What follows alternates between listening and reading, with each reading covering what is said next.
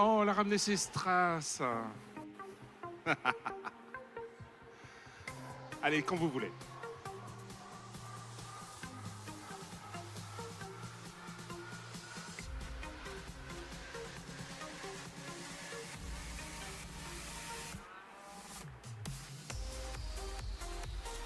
Allez, c'est à nous. Allez, bonsoir à tous pour notre dernière représentation aujourd'hui. Un chat tout lièvre. C'est bien ça? C'est bien sa couleur? Brown Tigit Tabi, également dit lièvre. Ah bon, quand même. J'avais cru que vous alliez me dire non. Non, tu connais rien. Moi, j'y connais rien. Ah, elle a raison. Le Somali. Alors, son cousin, c'est l'abyssin. Alors, quelle est la différence entre un Somali et l'abyssin? C'est juste la longueur du poil. Tout juste ça. Ici, nous avons donc le Somali à poil mi-long. D'où vient le Somali? Des États-Unis, peut-être d'Angleterre. Absolument, c'est ça. Effectivement, il a été élevé en Angleterre. Ici, on l'a dans sa couleur originale. C'est un très grand chat, très long surtout. Bon, là, ça se voit beaucoup moins parce que il fait plaisir à la presse, il fait l'intéressant. Je vois ça. Oh, il tremblouille. Oh oui, il a vachement peur. Oui, t'as raison. En tout cas, un chat très, très câlin qui aime bouger quand même. Ça aime bouger? Il faut bien les tenir. Ah bon? Tu les mets en laisse? Bien sûr. Ah, ça, bah oui, tout s'habitue. Regardez ça. Ici, le poil a une particularité, c'est qu'il est ticted. Donc, c'est-à-dire qu'il est coloré par phase entre le bout et la base du poil. Vous avez soit une bande noire, une bande claire, une bande noire, une bande claire, une bande noire, une bande claire, ou l'inverse, tout simplement. Et aussi, ici, on le voit beaucoup moins parce que sur le Somali avec le poil mi-long, mais avec le poil court, l'abyssin, le poil est résilient. Donc, c'est-à-dire que quand on le remet en arrière, le poil revient à sa place automatiquement. Comment il ou elle s'appelle? Pardon? Comment il s'appelle? Dragon. Drago? Dragon? Dragon? Non, bon. Ce qui l'intéresse, c'est son chat, hein, en tout cas. En tout cas, vous pouvez applaudir bien fort notre Somali. Merci beaucoup. Ah, on va passer au chat, je pense, le préféré au monde actuellement, hein, parce qu'en France, ça l'est, mais au monde, ça l'est aussi. Le Maine Coon, le chat américain par excellence. Un très grand chat, mais attention, pas un gros chat. Bien faire attention à ça. C'est pas parce que votre chat, il peut faire 1,20 m du bout de la queue jusqu'au bout de la truffe, c'est pas parce qu'il est grand qu'il est gros. Sinon, c'est exactement la même chose que nous. On a des problèmes de dos, on a des problèmes osseux. Donc, voilà, faire bien attention. Le Maine Coon, le plus grand chat domestique qui existe actuellement. Ici, le Maine Coon, des grandes oreilles bien placées, très larges sur la tête, avec des lynx types qu'on voit juste ici, là, sur le bout des oreilles. Comme ça aussi que vous pouvez le reconnaître. Une énorme truffe. Quand on le regarde bien de profil, vous pouvez presque prendre une grosse boîte d'allumettes et mettre sa truffe à l'intérieur. Tu peux nous le montrer un petit peu, sa longueur? Bah oui, oh bah oui mon pauvre, c'est la dernière. Petit effort. Regardez ça. Ah, voilà. Mesdames, ça remplace un mari, je vous le dis. Ça fait pas les mêmes choses, mais c'est aussi pour la chaleur. Vous pouvez, il n'y a pas de problème. Merci. Un chat qui est fait autant pour le chaud que pour le froid. Encore une fois, un chat, ce que j'appelle 4x4. Tout est fait chez le chat pour qu'il résiste au froid avec une énorme collerette qui pousse tout autour de sa tête, une queue qui grossit un peu l'âge aussi, et une queue qui vient protéger toutes les parties sensibles du chat. Le Maine Coon qui vient de l'état du Maine, comme je vous l'ai dit. Et pourquoi le Coon? Ah, ça c'est plus compliqué. Eh bien parce que vous savez que les Américains sont un peu fous dans leur tête. Ils ont pris un chat, ils ont pris le raccoon, qui est le raton laveur américain. Ils les ont mariés entre eux, et puis il est sorti le Maine Coon. C'est ça? C'est ce qu'on dit apparemment, oui. Ah bah non, j'aurais attendu un non, pas un oui. Je pense que c'est non, mais après, là où il a créé le Maine C'est pas toi l'éleveuse? si, mais c'est pas moi qui ai créé la race. Bien sûr que non, hein. On n'a pas fait ça, évidemment, heureusement. Pourquoi le raccoon? C'est parce que, tout simplement, quand on prend la queue du chat, elle ressemble à une grosse queue de raccoon, tout simplement, du raton laveur américain. Comment il s'appelle? Il s'appelle Ralph des félins de Lutèce. Il a quel âge? Il a 4 ans. Eh bien, félicitations, vous pouvez applaudir notre Maine Coon. Au suivant. T'as mis tes strass? Non? Ah? Bah oui. L'American Curl. Oreille repliée en arrière. Alors, je sais, je te le fais à chaque fois, mais je le dis. Pourquoi? Parce qu'on a nos folds, eux, qui sont pliés en avant. On met pas de bigoudi, on les colle pas et on casse pas les oreilles. C'est génétique. Tout simplement, un jour est né un chat comme ça, les oreilles pliées en arrière. Et bien, quand on l'a fait reproduire avec d'autres chats, le gène s'est reproduit automatiquement. Et pourquoi maintenant nous avons créé, tous les éleveurs avant toi évidemment, ont créé la race de l'American Curl. Donc, principale curiosité, c'est ses oreilles pliées en arrière. Pas trop, il ne faut pas que ça se touche. Il faut qu'il y ait une bonne angle de pliure. Quand c'est trop, c'est pas bon. Quand c'est pas assez, c'est pas bon non plus. Ça, c'est l'éleveur qui cherche à avoir le meilleur résultat.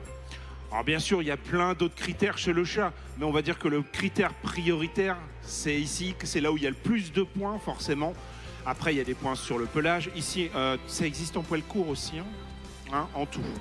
Ici aussi, on a un chat point. Tout à l'heure, on va en voir tout à l'heure aussi. Ils ont les yeux bleus. Comment elle s'appelle?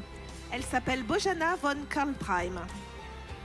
Oula, elle vient d'où? Elle vient d'Allemagne. Ah, ben c'est pour ça. Et comment tu l'appelles à la maison? Anya. Ah, ça va beaucoup mieux quand même, hein. Ah bah oui, hein. Tant que tu dises son nom, elle est déjà barrée. Regardez ça, magnifique. L'American Curl avec ses oreilles pliées en arrière. Vous pouvez l'applaudir bien fort. Merci beaucoup. Ah, notre chat Berk. Non, je dis ça parce que c'est ce que je disais avant. Un sphinx. Arc. Et puis un jour, mon amie qui élève des sphinx, elle en a eu marre. Elle me l'a collé dans les mains et elle me dit, là, t'en penses quoi? J'adore. Voilà. Mais comme ça, hop, un claquement de doigts, j'ai changé d'avis. Maintenant, c'est plus des chats Burke.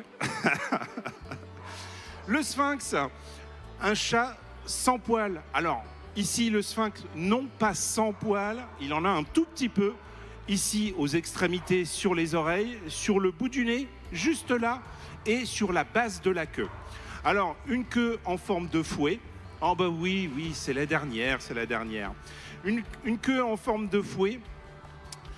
Un chat très en tonneau. Alors pourquoi? Parce que ça boulotte pas mal quand même. Parce que les autres chats, ils ont des poils pour maintenir la chaleur. Celui-là n'en a pas. Donc il faut qu'il mange beaucoup pour maintenir les 38 degrés que son corps doit avoir continuellement. Un chat très facile à vivre, super génial. Mesdames, si vous avez froid aux pieds, achetez un sphinx. C'est une bouillotte sur pattes.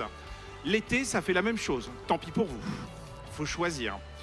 L'été, attention, si vous avez des grandes verrières, pensez bien l'indice 50, ça bronze. Donc, si votre chat est blanc, il ne le sera plus. Il a changé de couleur. Attention aux coups de soleil quand même. Il faut faire attention. C'est vrai que sans le poil, forcément, c'est comme nous, hein. Ça prend un coup de soleil. Oui, c'est comme moi, oui. Comment il ou elle s'appelle? Rollo, Rollo, il a quel âge? il va avoir 4 ans. 4 ans, regardez ça, c'est vraiment magnifique. Et si vous avez l'occasion de toucher un sphinx, prenez l'exemple d'une pêche chaude, et ben c'est ce que vous allez toucher avec le sphinx, une grosse pêche chaude, c'est vraiment extraordinaire. Ne vous arrêtez pas à son aspect physique, je vous le dis, portez-le, sentez cette chaleur qui va vous pénétrer, vous allez changer d'avis tout de suite. Tout de suite, on n'hésite même pas. En tout cas, merci beaucoup, vous pouvez applaudir notre sphinx.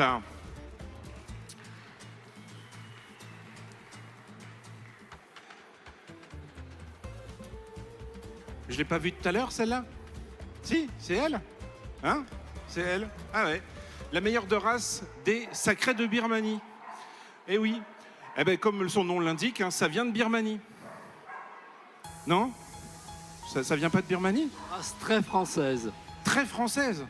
Non. C'est la deuxième race française. C'est pas vrai. Si. Non, mais non, je te crois pas. Ah, pourquoi vous l'avez appelé sacré de Birmanie alors? Légende qui s'attache à ce nom. Ah, c'est une légende. Ah ouais. Non, effectivement, c'est un chat 100% français. La deuxième race qui existe en France. La première étant le chartreux, la deuxième le sacré de Birmanie. Le sacré de Birmanie a été créé, on s'est dit, bon ben voilà, il y a 100 ans. Voilà, puisque l'année dernière, hein, on a dit que c'était leur centenaire, donc en 2023. Le sacré de Birmanie, il n'existe qu'en chat point, donc c'est-à-dire coloré aux extrémités, aux pattes, à l'avant et à l'arrière, jusqu'à la queue. Mais les éleveurs, quand ils ont créé le sacré de Birmanie, ils se sont dit c'est trop facile, on va se mettre des embûches, on va créer des gants ici. Chic, ça marche. On a des beaux gants qui sont à peu près rectilignes chacun. Ok, super, mais c'est encore tellement facile. On va créer des éperons à l'arrière. Alors les éperons, ce sont ces petits V en arrière, là, ici, juste là. C'est ça un éperon. Et effectivement, ce chat, il est facile à élever, il n'y a aucun problème. Mais alors, techniquement, pour un éleveur, quand il va en exposition féline, je vous garantis que chaque point est regardé. Il y a des points partout à prendre chez ce chat. Donc effectivement, on peut perdre 1 point pour les gants, mais gagner 5 points pour les machins. Et là, le chat est magnifique, mais il y a peut-être le petit truc qui fait que, voilà. Et bien sûr, comme tous les chapouins, les yeux. Ici, des yeux remarquables. Si on peut essayer de faire un zoom, si on peut essayer de les voir, c'est pas garanti. Mais regardez ça, les yeux bleus sont magnifiques. Chaque chapouin que vous allez voir aujourd'hui ou que vous verrez dans votre vie, vous verrez, ils n'ont jamais la même nuance de bleu. Vous allez du bleu lagon jusqu'à un violet très intense. En tout cas, comment elle s'appelle? Naoline. Elle a quel âge? 6 ans. 6 ans. Eh bien, vous pouvez applaudir Naoline, notre sacré de Birmanie. Merci beaucoup. Pardon? Est-ce qu'il y a quelque chose? Non, je sais que quand je vais parler, il va parler. Ah ben, on n'a plus que des félins derrière. Ben, c'est normal, vous êtes des chats, vous êtes des félins. Bah, oh, félin pour l'autre, oh là là là. Heureusement que je ne l'ai pas dit celle-là. Le Bengale, ici. Alors le Bengale a été croisé avec le Felis bengalis, c'est-à-dire un chat sauvage, pour créer cette fameuse petite panthère que vous pouvez avoir à la maison. Alors la première chose, c'est que vous avez le point en couleur de robe, vous avez le point et la rosette. Alors ici on a des rosettes, c'est ça. Les rosettes, en fin de compte, si tu peux le mettre de côté, qu'on voie bien la rosette. Voilà. Une rosette, en fin de compte, c'est un point qui s'est dilaté. Mais dans la rosette, la couleur, elle est plus foncée qu'autour du point. Donc quand on voit, ici on a le plus clair, là, ici le point qui s'est écarté, et ici, la couleur est beaucoup plus foncée que le restant du pelage. C'est tout simplement la dilatation du point qui s'est fait. Oh bah oui, Mao, c'est la dernière, on va en profiter. Encore une fois, un chat qui aime la vie, qui bouge, qui parle beaucoup, pour certains, qui aime l'eau. Donc, ça adore l'eau, ça adore plonger, Ça adore être sous la douche. Donc faites gaffe. Voilà. Si vous voulez pas arriver en retard le matin. C'est... oui. Ah, les toilettes aussi? Oui, oui, oui. Ah ouais. Les petits, ah ouais, bah, c'est normal. Il faut bien aller à la piscine un petit peu. En tout... En tout cas, un chat très, très, très agréable à vivre. Encore une fois, c'est un chat qui bouge beaucoup. Donc, pour certaines personnes, collez les bibelots si vous y tenez. Si vous y tenez pas, c'est pas grave, vous n'en aurez plus de toute façon. Faites, comme ça, la poussière sera défaite. La poussière sera faite. Absolument. Encore une fois, comment il s'appelle? C'est Arnis Silk de Kamausha Bengale. Eh ben, compliqué cette année, hein les... Ah, Nini, ah bah, c'est beaucoup mieux. En tout cas, bravo, vous pouvez applaudir très fort notre Bengale. Pardon? C'est un sépia. Ah. Alors ici. Ben, il n'a pas de rosette celui-là. Ben, et l'autre, il a des rosettes. Mais pourquoi c'est pas un Bengale? Non, c'est un toy. Ah bah non, fallait pas le dire. Oh là là là là là. C'est un Tiger. Regardez ça. Il a les rayures d'un tigre. Impressionnant. Donc effectivement, vous n'aurez jamais un tigre à la maison. Hein, je vous le garantis. Mais on essaie de s'y rapprocher. Regardez ça. Alors effectivement, le tigre, bah oui mon loup. Ah oui. Normalement, il a des petites oreilles bien rondes, mais chez le chat, c'est pas possible. Donc forcément, il y aura toujours des petites différences. Mais en tout cas, on s'y rapproche. Les rayures sur le côté, cette gentillesse, ce chat vraiment très très gentil. On a envie que c'est que de lui faire des câlins. Regardez ça, c'est impressionnant comme c'est gentil. Ça fait 1 an que ça a été reconnu par le Louvre, le livre officiel des origines félines. Alors, la race a à peu près une 30aine d'années, donc il y a encore du boulot à faire, parce que c'est écrit à partir de quel chat, tu le sais? Bengale européen, c'est la base. Le Bengale européen, la base. Alors, le chat européen, c'est le chat de la maison, hein, le chat de la rue. Hein. Encore, il ne faut pas oublier que tous nos chats viennent de là, hein, quand même. Donc voilà, le Bengale, et pour avoir les belles rayures et tout ça. Ce que je disais tout à l'heure, mais on viendrait à tondre le chat, on retrouverait exactement les rayures sur la peau. La peau est colorée exactement de la même façon que le pelage. Comment il s'appelle? Donc lui, c'est Royal Tiger Armani. Il a quel âge? Il a 4 ans. La couleur? C'est le Brown Mackerel Tabby. Eh bien, regardez ça. Magnifique, vous pouvez applaudir notre Tiger.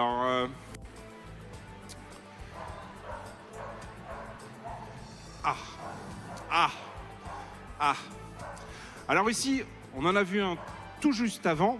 Alors, c'est pas un Tiger, c'est un Bengale. Alors ici, la particularité du Bengale, c'est sa couleur. Quelle couleur? Ah oui, Siltabi. Il est Siltabi. Et la particularité que je n'avais encore jamais vue chez le Bengale, encore pour moi, c'est le point.